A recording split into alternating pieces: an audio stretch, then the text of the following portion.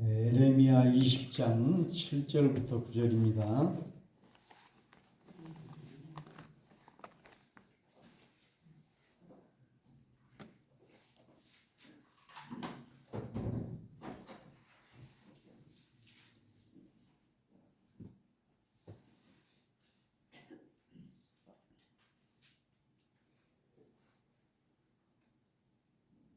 읽겠습니다. 여호와여, 주께서 나를 권유하심으로 내가 그 권유를 받았사오며 주께서 나보다 강하사 이기셨으므로 내가 조롱거리가 되니 사람마다 종일토록 나를 조롱하나이다. 내가 말할 때마다 외치며 파멸과 멸망을 선포하므로 여호와의 말씀으로 말미암아 내가 종일토록 치욕과 모욕거리가 됨이니이다.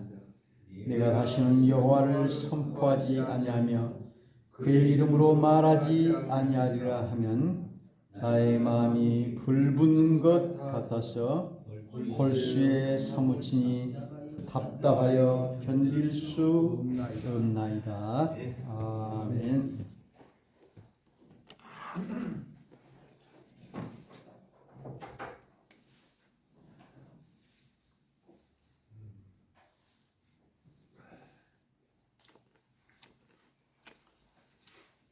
할렐루야. 네, 오늘 에레미야 20장 7절부터 9절의 말씀, 새벽 기도의 말씀을 읽다가 이 말씀을 주일 말씀으로 선택했습니다. 7절에는 주께서 나를 권유하심으로 내가 그 권유를 받았사오며, 이렇게 번역이 되기도 했고, 또 어떤 성경은 나를 속이셨다 이렇게도 표현하고 있습니다. 그래서 주의 말씀을 전한 에레미야는 사람들로부터 조롱거리가 되었다. 여기 8절에도 내가 말할 때마다 외치며 파멸과 멸망을 선포하므로 여호와의 말씀으로 말미암아 내가 종일토록 치욕과 모욕거리가 됨이니이다. 이렇게 말하고 있습니다. 에레미야는 눈물의 선지자요, 유다의 멸망을 예언했고 바벨론에 항복할 것을 말했어요. 그러면 지금으로 말하면은 매국노 같은 그런 사람으로 이렇게 인정돼서 구덩이에도 갇히고 여러 가지 매도 맞고, 그래서 여기 조롱거리가 되고 종일토록 하나님의 말씀 때문에 내가 치욕과 모욕거리가 됩니다. 그래서 그 당시에는 참 선지자와 거짓 선지자가 있었습니다. 거짓 선지자는 평강이 없음에도 평강이 있다 이렇게 말하고 사람의 비유만 맞추는 그런 사람이었어요. 그러나 참 선지자인 에레미야는 우리 하나님의 말씀을 그대로 전파했던 그런 참 선지자였습니다.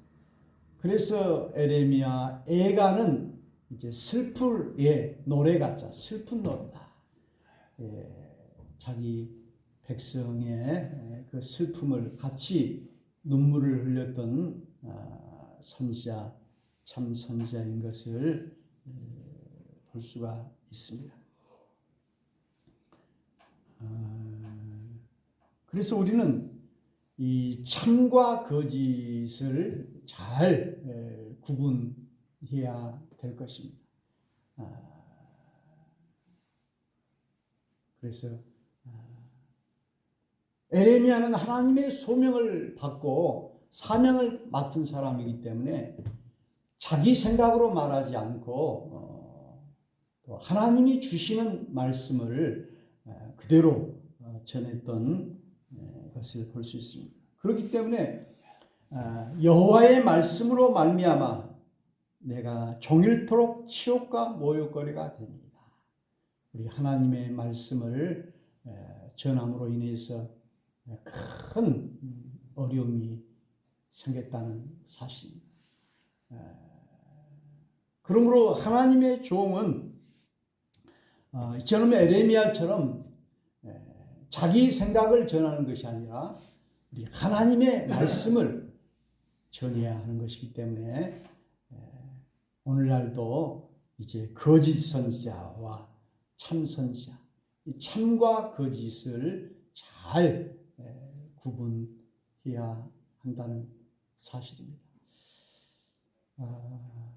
그래서 지난번에 어떤 그 목포대학교 교수가 제가 목사인 것을 알고 교회에 대해 이런 이야기를 하더라고요. 교회가 이 현실 우리의 삶과 관계된 그런 이야기를 하고 그렇게 해야지 전혀 동떨어진 그런 이야기를 한다고 그런 이야기를 해요. 그래서 참으로 교회는 신비적인 것도 있고 여러 가지 있지만은 우리 구체적인 생활과 우리 농촌과 우리의 현실과 이것에 맞춰지는 그런 교회가 되고 이 역사 속에 꼭 필요하고 그런 교회가 되어야 되는데 그렇지 못하다는 것입니다. 예를 들어서 너무 그냥 그 삶을 뛰어넘는 그런 천국의 내세에 대한 이야기만 너무 많이 한다든지 그러면 이것이 동떨어진다는 것이죠. 그리고 이제 전에도 그러고 지금도 그런데 이제 목사나 교회나 이제 교회 성장, 물론 교회가 이제 수가 많아지고 성장하고 이것이 좋은 일이죠. 그러나 이 숫자와 예산, 교회 성전 짓는 것 이런 것에만 너무 치중하다 보면은 본질적인 그런 질적인 것, 내용적인 것 이것이 없게 된다는 사실입니다. 그래서 과거에 목사님들이 설교가 교회 짓자, 헌금 내자, 모이자, 뭐 이런 것에만 집중하게 됐던 것을 보게 됩니다. 그래서 마치 뭐 회사가 수출을 더 증대하듯이 교회가 이제 너무 이렇게 그런 쪽에만 이렇게 하다 보면은 그 속이 빈 것 같은 그래서 빈 수레가 요란한 것 같은 그런 꼴이 되고 만다라고 하는 것입니다. 오늘 우리 속에 예수 그리스도로 가득하고 성령이 충만하고 하나님의 말씀이 있으면 자연히 하나님의 말씀이 흥황하여 세력을 더 뻗어가게 되고 그래서 우리가 생명 있는 나무는 가만히 두어도 그것이 번창하고 성장하지만은 병들거나 또 약한 나무는 이제 시들어 말라 죽게 되듯이 교회도 마찬가지. 교회도 하나의 생명이고 성도도 하나의 생명이기 때문에 오늘 그 속에 예수 그리스도의 생명이 들어와 있으면은 자연히 이렇게 성장하고 자연히 또 부흥하고 이렇게 되는데 너무 성장, 부흥 이것만 목적으로 하다 보니까 오늘 이 세상 역사와 또 사회와 그리고 우리 인간의 삶과 현실 이것은 도외시하고 살았던 그래서 마치 그 전혀 나와 상관없는 그런 이야기를 하는 붕 뜬 그런 교회, 붕 뜬 설교가 되는 것이었는데요.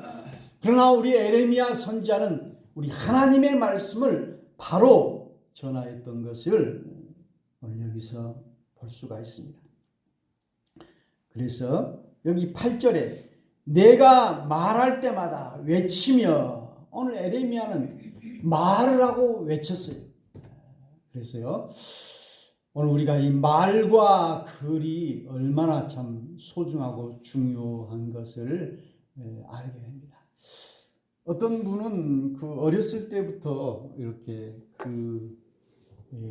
말을 지어내는 것, 이렇게 거짓말을 지어내는 것, 그런 것을 잘해가지고 이제 소설가가 되었다고 그래요.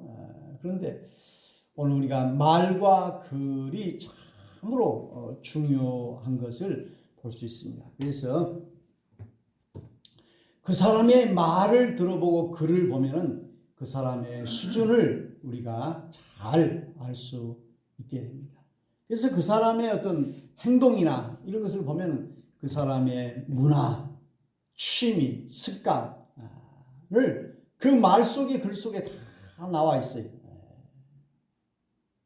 그래서 말과 글은 그 사람을 보여주는 거울과 같은 그런 것인데요. 그래서 우리가 필요 없는 말, 군더더기 말, 이런 말은 오히려 많이 할수록 실수가 많게 되는 것입니다. 그래서 말을 많이 할수록 실수가 많아요. 그래서 뭐 침묵은 금이고 웅변은 은이다 이런 말이 있는데요. 너무 말이 또 없으면은 그것도 또 보기 좋지 않고요. 그래서 우리가 이 말과 글로 인해서 여러 가지로 싸움이 일어나고 문제가 발생되고 하는 경우를 알 수 있게 됩니다. 그래서 목사의 설교도 이 설교를 할 때 그 말을 잘못해가지고 또 말썽을 일으키는 경우도 많아요. 그리고 또 오해를 해가지고 또 누구를 지적해서 이야기를 하지 않았는데 그것을 나를 지적해서 이야기했다 이렇게 또 오해를 하는 경우도 있게 되는 것을 보게 됩니다. 이번에 그 회고록을 한 600페이지가 되는데 거기도 이제 그 일기를 이렇게 오랫동안 70년 동안 쓴 것을 보니까 거기에도 이제 실수가 나가지고 자기 선생님 한 분이 올부겠다 그랬는데 실제로 올북이 나중에 안 됐다는 것을 알고 이제 그 사과하는 것도 있고요. 또 여러 가지 몇 가지 실수가 나타나는 그런 것을 보게 되고 저 자신도 전에 사진도 올리고 글도 쓰고 그렇게 했는데 어떤 목사님이 사임을 하고 그래서 이제 그 사임 그 식사도 같이 나누고 사진도 찍고 그랬는데 그것이 올라가 가지고 자기가 청빙을 받아야 되는데 그것이 오히려 뭐 해가 되었다 해가지고 항의한 뭐 고소한다 뭐 이렇게까지도 하고 그런 것을 봤는데요. 참으로 우리가 말을 하지 않고 글을 쓰지 않고 살 수가 없죠. 그래서 오늘 에레미야는 진실을 말했는데 그는 이처럼 조롱을 당하고 치욕을 당하고 모욕을 당하고 이렇게 이야기했다는 것입니다. 그런데 거짓을 말하는 사람은 오히려 다 칭송을 받고 이렇게 하는 것을 보게 됩니다. 오늘 우리가 세상에서나 가정에서나 교회에서나 노예에서나 총회에서나 참 진실을 말한다는 것은 외로운 것이고 또 소외도 될 수가 있고 따돌림을 당할 수도 있고 그런데 이제 먼 훗날 오래되다 보면 또 그것이 인정받기도 하고 그분이 이제 10년 20년 지난 후에 또 그분이 돌아가신 후에 참말을 했구나 이렇게 보여줄 수가 있습니다. 그런데 또 참말, 진실한 말이라고 할지라도 다 또 해야 되는 것은 아닌 것을 우리가 알 수가 있습니다. 그래서 좋은 말이라도 자꾸 이렇게 하다 보면 그 잔소리가 되고 충고가 되고 이렇게 하기 때문에 사기를 꺾게 되고, 그래서 성경에는 때에 맞는 말은 아로새긴 쟁반의 금사과와 같다. 그래서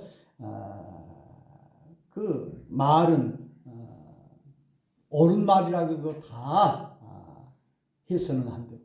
말이라고 하면서 한번 해보면 또 주워 담기가 힘들어요. 그래서 우리 하나님께서는 귀를 2개 주고 입을 하나 준 것은 말을 더디하고 듣기는 속히 하라, 그런 뜻인 것 같아요. 그래서 오늘 여기 에레미야의 이 말,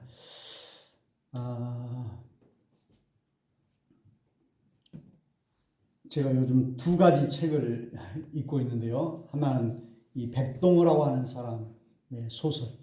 이 백동어는 고아인데 금고털이 어떻게 도둑질을 하다 보니까는 이 좀 도둑해가고는 안 되겠다.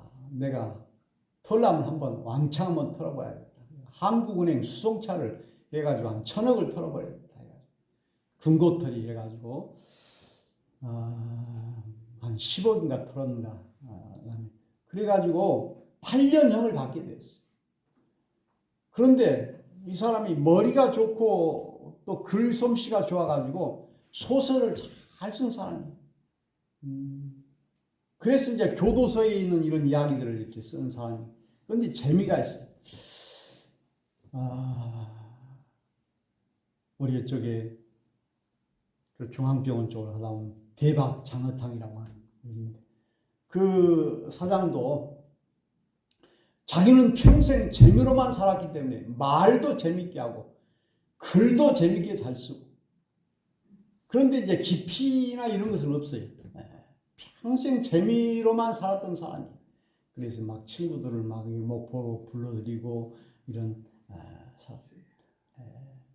그런데 이제 어떤 사람은 그 글이 아주 그 깊이가 있고 유익하고, 그러니까 좀 어떻게 보면 딱딱하기도 해요. 그래서 이제 그 사람의 수준을 이 말이나 글을 보면은 알 수가 있는 것을 보게 됩니다. 어젯밤에 일어난 참사, 그 할로윈 축제, 이태원에, 원래 이제 할로윈이라고 하는 것은 할로, 성인이라고 하는 뜻인데, 이제 카톨릭의 그 성인의 날을 기념하는 것인데, 이것이 바꿔져 가지고 이것이 이제 귀신을 쫓아내는 날, 그 다음에는 이제 어린이들에게 사탕을 주는 날, 또 가면을 쓰고 그 호박 탈 같은 것을 쓰고 무도회를 하는 날, 이렇게 바꿔져서 이제 원래 10월 31일 10월 말 이날이 됐는데요. 그래서 이제 미국에서 온 풍습이 우리나라로 와서 젊은이들이 이제 이태원 좁은 곳에 호텔에 모이다가 이런 큰 압사라고 하는 것이 얼마나 무섭다라고 하는 것을 알게 되는데요. 여기 보니까는 남자가 50명, 여자가 한 100여 명 죽었어요. 여자가 힘이 없으니까 더 많이 죽은 것 같아요. 이렇게.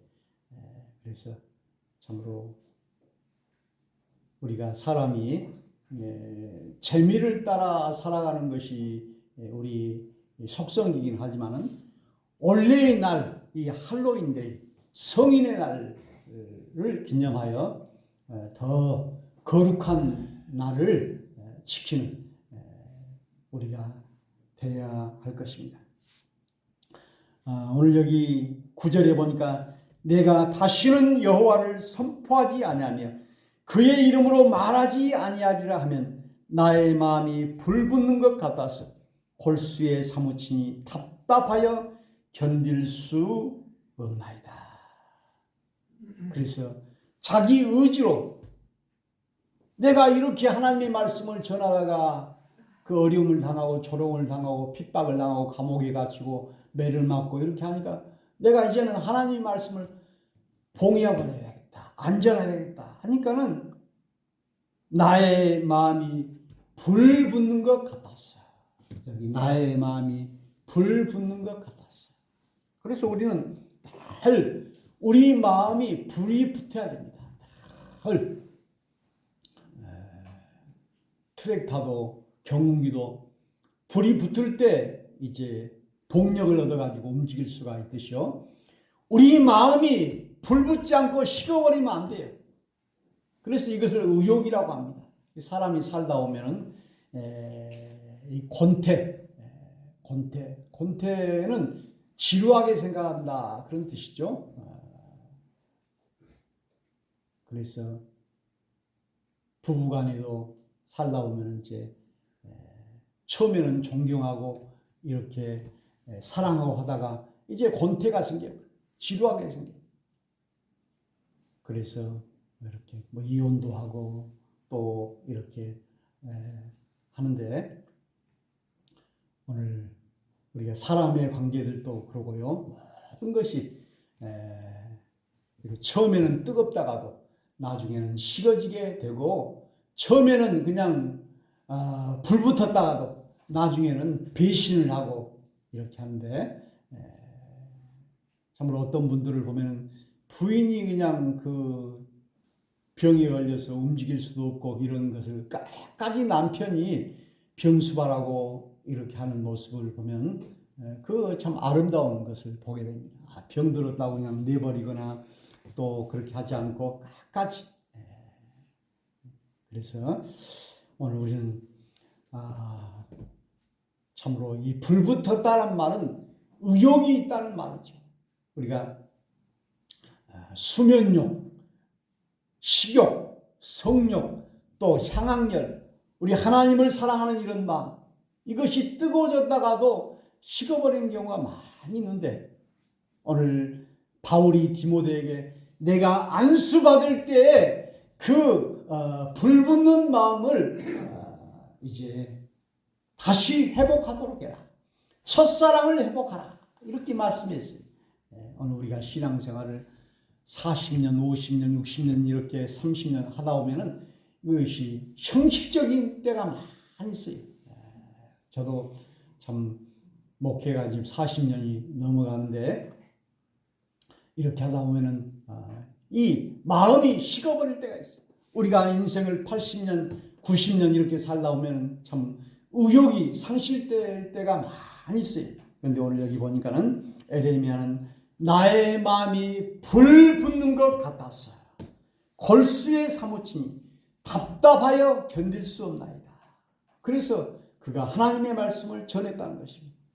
제가 설교를 할 때도 남의 것을 보고 베껴가지고 이렇게 하면은 그것은 제 것이 아니기 때문에 그 힘이 없는 거예요. 그러나 내가 하나님의 말씀을 전해야 되겠다라고 하는 것을 내가 받고 내가 준비하고 이렇게 하면은 하나님의 말씀을 전할 수가 있는 것이죠.